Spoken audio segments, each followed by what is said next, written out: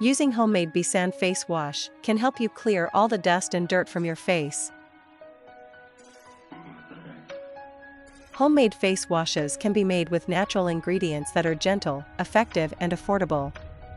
They can help cleanse, exfoliate, and balance the oil production of your skin without harsh chemicals or artificial fragrances. Today in this video, I will share how to make DIY face wash for oily skin. In a bowl, add 1 tablespoon of Bisan, alkalizing capabilities that help maintain the pH balance and soak up all excess oil. 1 teaspoon of rose water, highly effective in treating oily, acne-prone skin. And a teaspoon of tomato juice. It is particularly beneficial for people with oily skin because it has an astringent effect, reducing oiliness.